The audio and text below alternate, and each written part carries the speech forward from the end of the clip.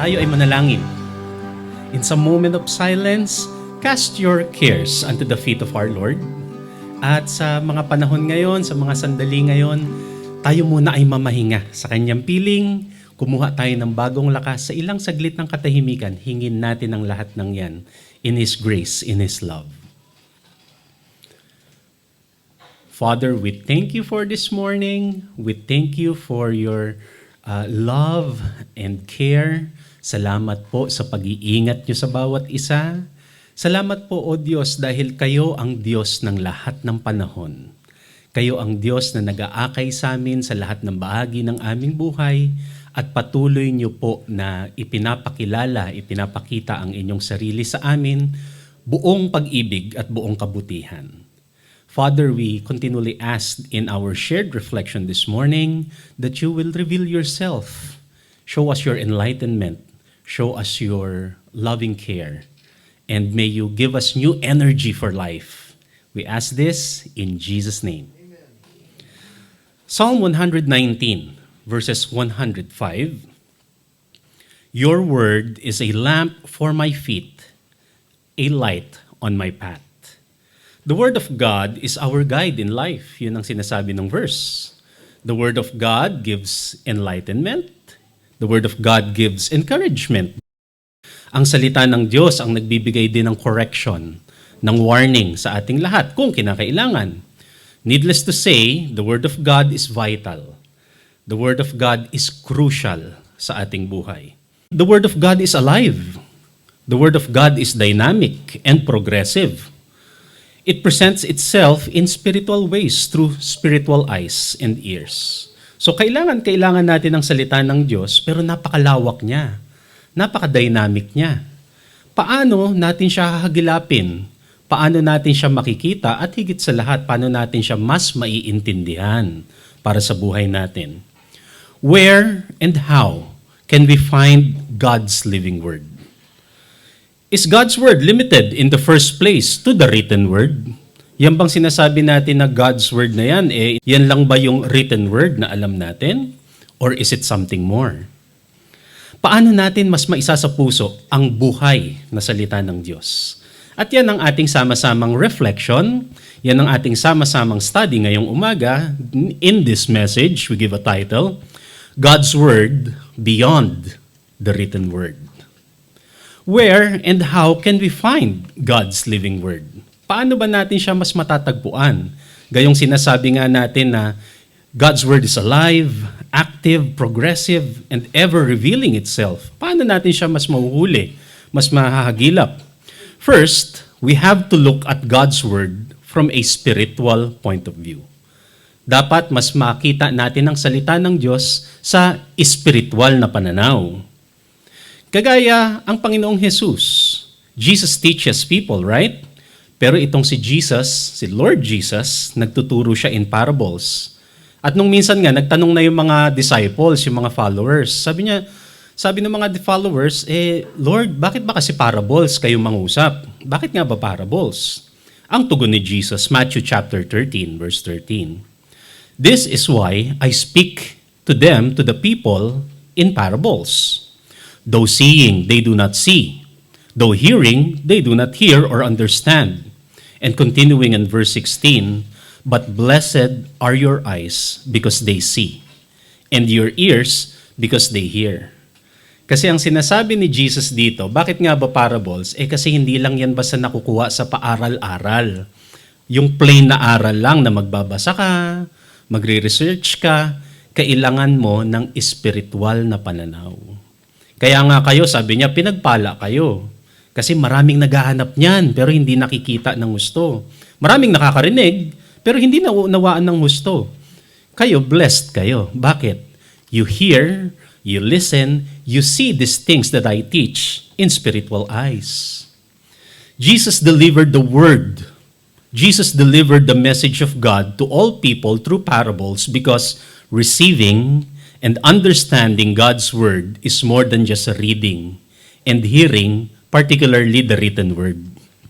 Hindi lang yan basta nagbasa ka ng verse, nagbasa ka ng chapter, may nasagap ka na nga. Although, of course, the words of God is powerful, pero kung gusto mo ng mas malalim, mas malawak na pagpapala, hindi lang yan makabasa lang o makarinig lang.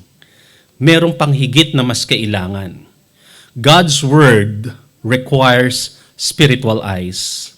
God's Word requires spiritual ears. And we need to exercise looking at God's Word from a spiritual perspective. Kailangan tignan natin ang salita ng Diyos, hindi lang doon sa nakasulat, pero higit sa lahat sa spiritual na pananaw. So, in continuation, where and how can we find God's living Word?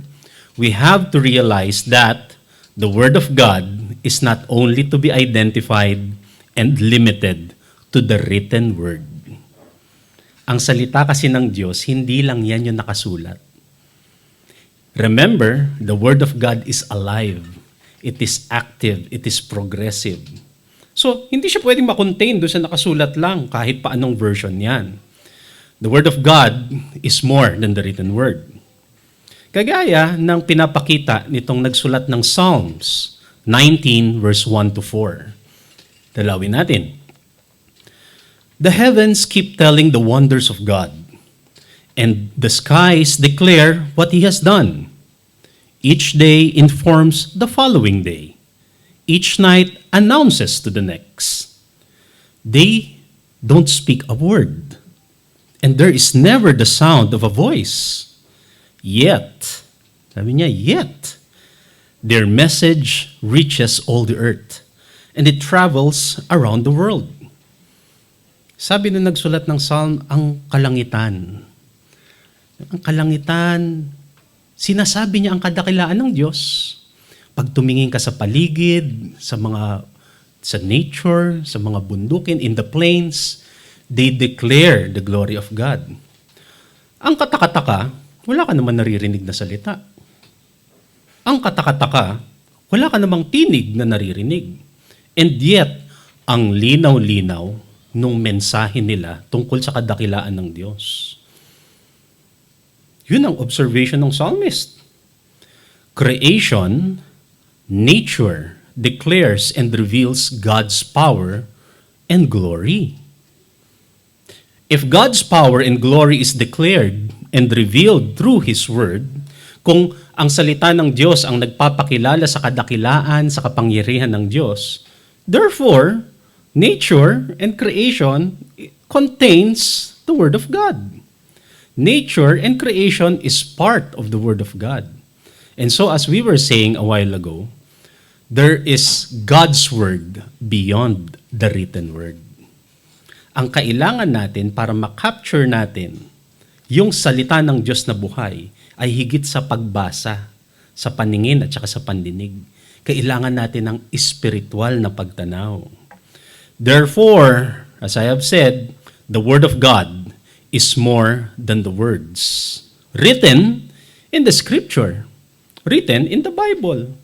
May malawak pa na Word of God bukod dun sa nakasulat sa print. At kailangan din natin yung mahuli.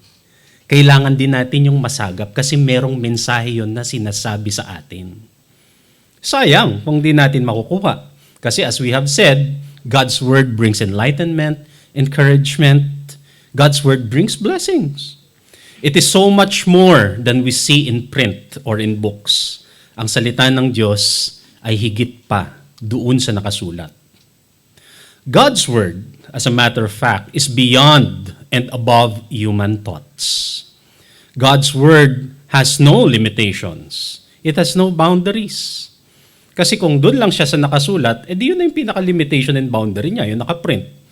Kaya yun nga, di ba, naging katatawanan na ng mga tao na may nasusulat ba tungkol dyan? Di ba, naging comedy na siya. Ito nga ang nakasulat, naging joke show na. Kasi nga, nagpapalimit tayo doon sa nasusulat.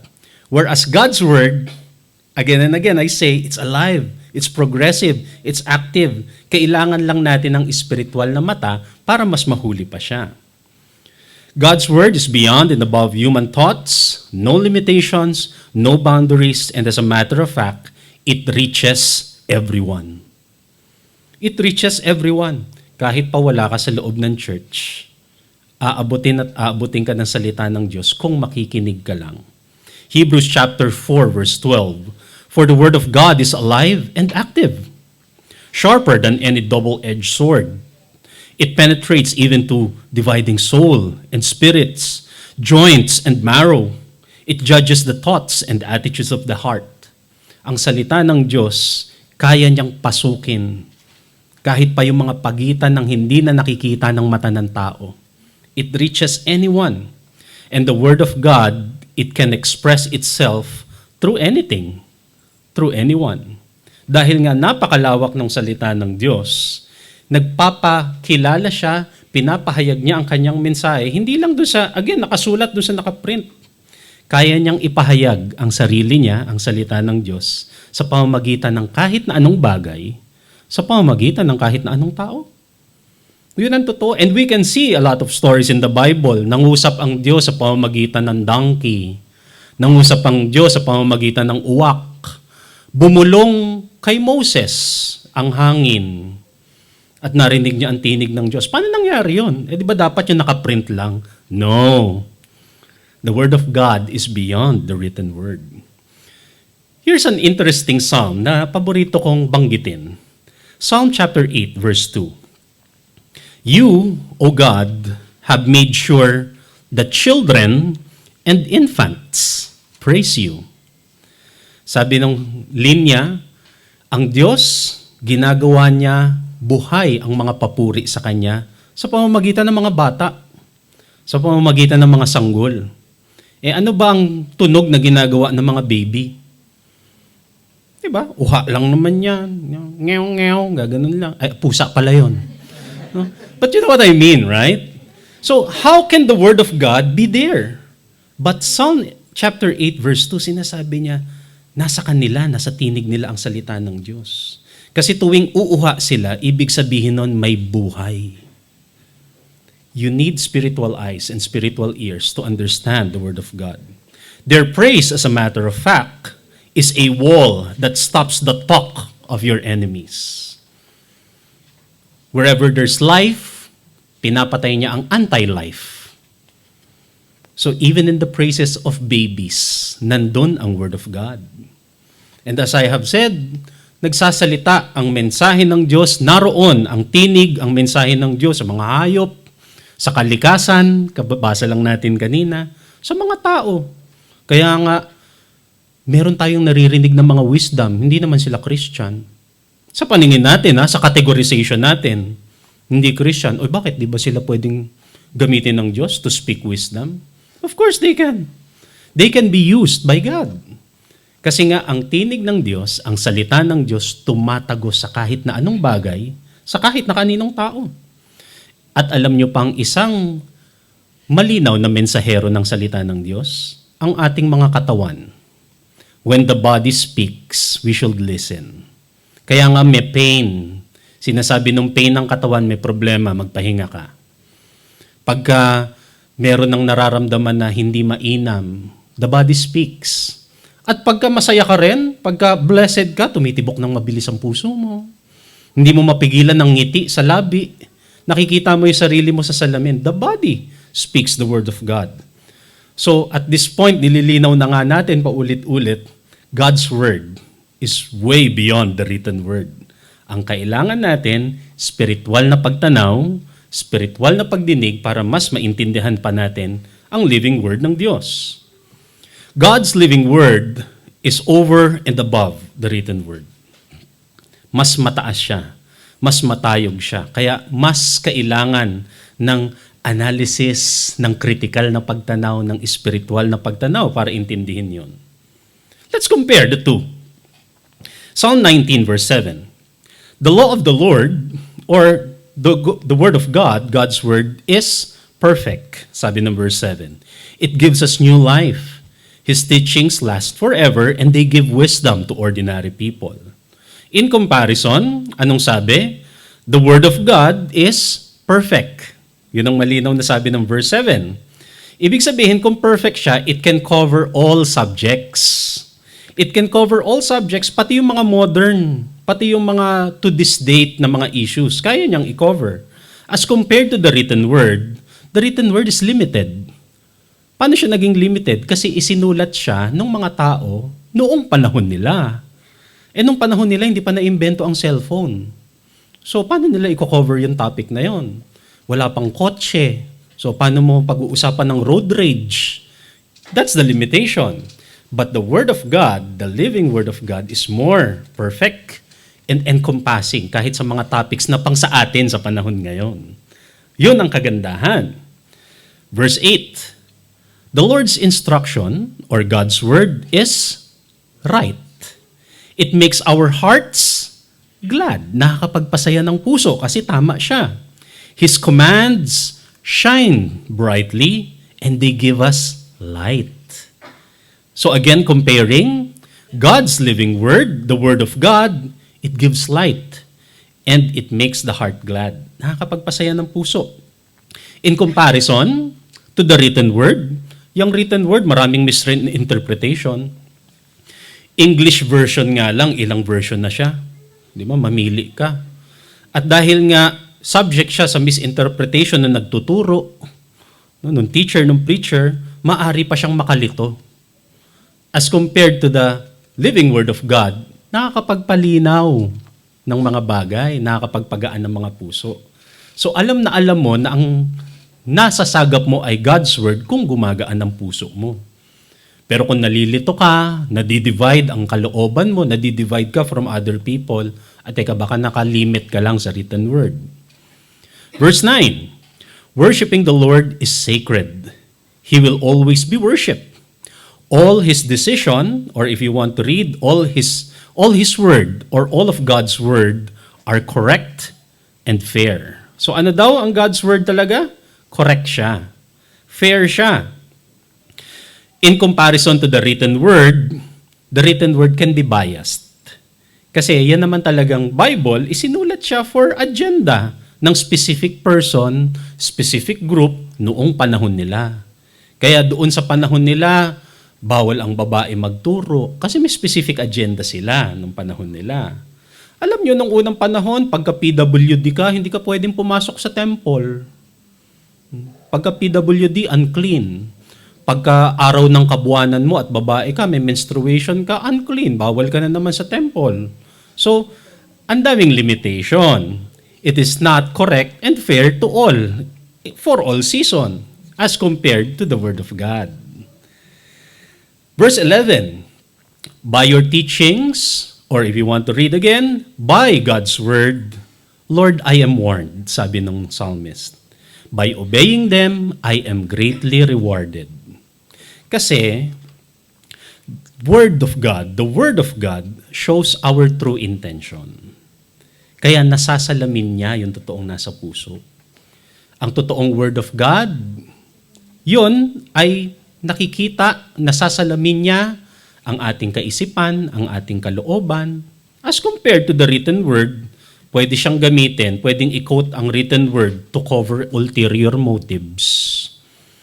Mga personal biases and intention. Kaya nga lahat na lang nagko-quote ng verse to support their claim. Pero ang totoong Word of God, higit sa claim ng kahit na kanino. Ang totoong Word of God, higit sa ulterior motive ng kahit na kanino. What's the point here? The challenge here, mga kasama, do not limit yourself to the written Word. We have to discover God's Word, the living Word, yung alive, yung progressive. Kaya nga, ang challenge natin, hanapin, kailangan makita natin ang salita ng Diyos. Higit pa dun sa nakasulat. At para mahanap, para makita ang salita ng Diyos, we have to challenge ourselves to expand our understanding of the Bible and apply it. Kailangan mailapat siya to real-life situations and needs. Yun ang isang quality ng buhay na salita ng Diyos. Dapat applicable siya. Dapat lapat siya sa totoong senaryo natin sa buhay. Pagka hindi siya swak, baka limited siya doon sa limitations ng author kasi nga written lang. James chapter 1 verse 25. Whoever looks intently into the perfect law that gives freedom, kita nyo? Dapat ang perfect law, it gives freedom.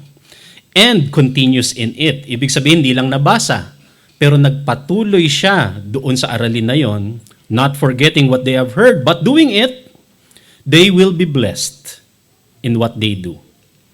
So ang totoong Word of God, applicable siya. Kahit na anong chapter, kahit na anong verse ang i-quote sa'yo, pag talagang di mo makitaan ng applicability sa buhay, magtanong ka. Bakit ganyan yung chapter na yan? Bakit ganyan yung verse na yan? Hindi ko mai-apply. Baka kasi nga, hindi na siya nakasalig doon sa living word. Ang mas kailangan natin yung living word eh. Hindi lang yung chapter. Hindi lang yung verse. Maraming na-obsess sa chapters at saka verses na imbento lang naman yan, kailan na lang. Around 1590s to be exact, na ipasok yung mga verses at chapters sa Bible. Ang original Bible, walang verses, walang chapters. Na-imbento na lang yung chapters and verses. Around 1590, marami nang nangyari sa Pilipinas. Ano na ang nangyari sa Pilipinas by 1500s? Nakinig sa history lesson. Philippine History 101. Si Magellan lumapag na ng Pilipinas by 1521. Wala pang verse ang Bible. Imagine that. Tapos ngayon, di ba, yung kailangan may verse. Kailangan may chapter. Na-stuck sa written word. Nakalimutan na hindi lang yan ang Word of God. Mas malawak ang Word of God.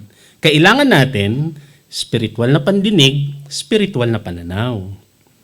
God's Word encompasses life as a whole and not just the religious aspect of our lives. Matthew chapter 4, verse 4. Madiin ngang sinasabi ng Panginoong Jesus, Jesus answered, "It is written, man shall not live on bread alone, but on every word that comes from the mouth of God." Pwede tayong mabuhay. Mabubuhay tayo sa pamamagitan ng salita ng Diyos kasi applicable talaga siya sa buhay. Yun ang ipinagdidiinan ng Panginoong Jesus dito. And my friends, do not be afraid. Do not be afraid to go beyond usual studies. Do not be afraid to go through usual knowledge. Explore beyond the written word. Explore nyo pa siya. Marami pa bukod dyan. Wala pa ang written word, nandoon na ang God's living word. Think about it. Wala pang print. Wala pang mga makinarya pang print ng libro. Baka nga hindi pa naiimbento ang pagsulat. Wala pa yung mga stone tablets. Ang totoo, nandoon na ang living word ng Panginoon. John chapter 1, verse 1 to 2. In the beginning was the Word. And the Word was with God. And the Word was God. He was with God in the beginning. Wala pang verses, wala pang chapter, nandoon na ang God's Word. So ano yung tinutukoy na God's Word? Wala pa palang Bible nun. Yun nga ngayon, yung hamon natin na i-discover. We should be excited for this. Kasi ang dami-dami pang pwedeng pag-aralan. Ang dami-dami pang pwedeng tukuyin at aralin. And in particular, brothers and sisters, listen to wisdom. Nandoon ang God's Word. Adhere to common goodness. Nandoon ang God's Word. Seek to understand love and compassion for others. Nandoon ang God's Word. Because the Word of God is the wisdom, the goodness. The Word of God is love and compassion written in every human heart. Ang totoong salita ng Diyos hindi nakasulat sa papel. Hindi nakasulat sa mga bato, sa mga tablets. Ang totoong salita ng Diyos nakaukit sa ating mga puso. Nakasulat sa ating mga konsensya. Mula't mula, nandoon na ang Word of God. Hindi pa naimbento ang pagsulat. Pero nakasulat na siya sa damdamin ng mga tao. Proverbs chapter 8, verse 22 to 23. The poet here is personifying in poetry wisdom, goodness, love, and compassion. At itong sinasabi niya, from the beginning, the Lord created me. Nandun na daw ang wisdom, goodness, love, and compassion. I was there before He began. Ang unang-unang ginawa ng Diyos sa simula, wisdom, goodness, love, and compassion. I was there before God began to create the earth. I was right beside the Lord, helping Him plan and build. Nakasalig, nakasalalay sa love, sa wisdom, sa kindness, ang kabuuan ng plano ng buong daigdig. I made him happy each day, and I was happy at his side. Of course, this is a personification, ha? Kung naaalala nyo pa ang inyong figures of speech, o English 101 naman. Kanina, History 101. Diba? Sa figures of speech, he was trying to personify love, wisdom, goodness, and kindness as a person. Siya raw ang unang-unang ginawa, bago ang nilikha ang lahat ng bagay, siya ang naging saligan, siya ang naging design kung paano ginawa ang lahat ng bagay. So God's Word is already there, even before the print. Kaya nga ang challenge, paulit-ulit mga kasama, hanapin pa natin ang buhay na salita ng Diyos. Minsan kasi meron tayong mga hindi pinapansin na tama naman pala na pananaw. Kasi lang, hindi natin pinakinggan, hindi natin pinansin kasi walang verse. Saan yan sa Bible? Saan yan nakasulat? May point naman pala kung nakinig lang. Kasi nga nandun naman yung wisdom, nandun naman yung goodness. Again, God's living word is over, above, and beyond the written word.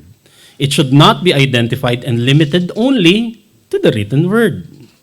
Kung may wisdom, kung meron namang tama, kung merong kabutihan, lalo't merong pag-ibig, kabutihan para sa kapwa, yung nasasagap nyong payo, nasasagap nyong mensahe, kahit saan pa o kanino siya galing, bakit hindi pakinggan kung may point naman? Kung wala, di wag yung pakinggan. Pero kung merong point, meron siyang elements na yun na natukoy natin, hindi kaya God's word din yun?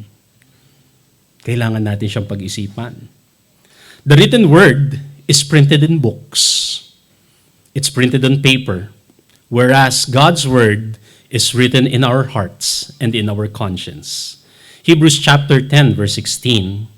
This is the covenant I will make with them after that time, says the Lord.